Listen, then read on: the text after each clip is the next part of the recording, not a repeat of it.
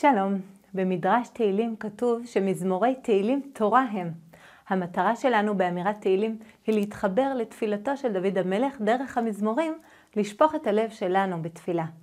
אבל כדי לעשות את זה, רצוי להבין את המשמעות של המילים.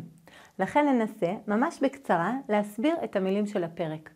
נהוג לומר פרק זה בסעודה שלישית בשבת, ובנוסחים מסוימים בתפילת ערבית של שבת, וגם בנוסחים מסוימים בקידוש.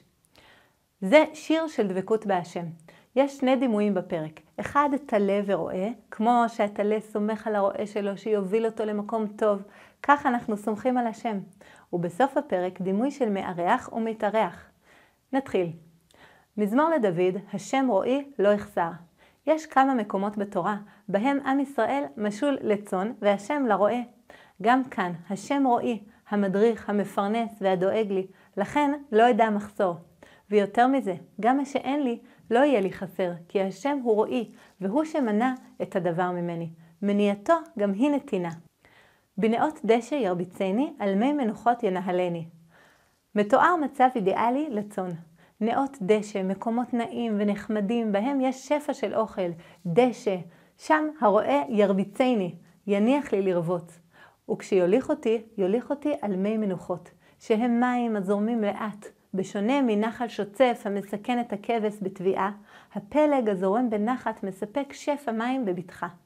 יש כאן שני מצבים, מצב רביצה, מנוחה, ומצב ינהלני, יציאה לדרך. בשניהם יהיה לי טוב. כל הבא מהרועה, מנוחה או תנועה, הם לטובתי. נפשי ישובב, ינחני במעגלי צדק למען שמו. את נפשי ישובב, ישיב למקומה וירגיע. זה לא רק עושר פיזי, זה גם עושר נפשי ורוחני שהשם דואג לי.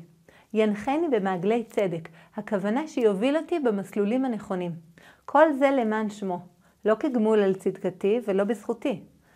גם כי אלך בגיא צל מוות, לא אירע רע כי אתה עמדי. שבטך ומשענתך המה ינחמוני. גם אם אלך בעמק צר ועמוק שהדרך בו קשה ויש בה מכשולים וסכנה, גם אז לא אפחד מרע, ואלך בביתך כי אתה עמי. שימו לב שכאן דוד המלך עובר לצורת נוכח, אתה, מראה על קרבה מיוחדת להשם. אנו מבינים שגם הקשיים שאנחנו חווים הם ממנו, הם מכוונים. גם הכאבים שאנחנו פוגשים בחיים מגיעים מהשם, והוא נמצא איתנו בהם. שבט הוא המקל של הרועה שבעזרתו הוא מכוון את הצאן למקומו, או מבריח חיות רעות. ומשענת היא מקל הרועים שעליו נשען הרועה בהליכות קשות. השבט מסמל את האיסורים, והמשענת מסמל את העידוד. שניהם ממך והם מנחמים אותי. תערוך לפני שולחן נגד צורריי, דישנת ושמן ראשי, כוסי רוויה. אתה מכין לי מקום לאכול בו בשלווה, גם בזמן שיש לי אויבים או זמני מצוקה. זה גם משתלב עם המשל על הכבש שהרועה מאכיל אותו, והוא אוכל בנחת ולא פוחד מחיות הטרף, כי הוא סומך על הרועה שיטפל בו בכל צרה. וכשמסתכלים על הפסוק כמכלול, מתואר כאן דימוי של הכנסת אורחים מושלמת.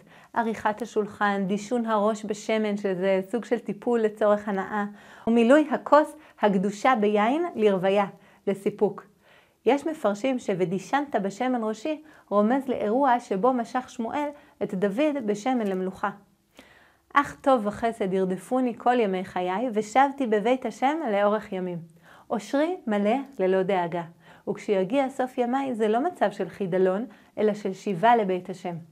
לסיום, נוסיף עוד רעיון אחרון, שהוא לא פשט, אבל דרשה יפה מאוד של החפץ חיים על המילים אך טוב וחסד ירדפוני.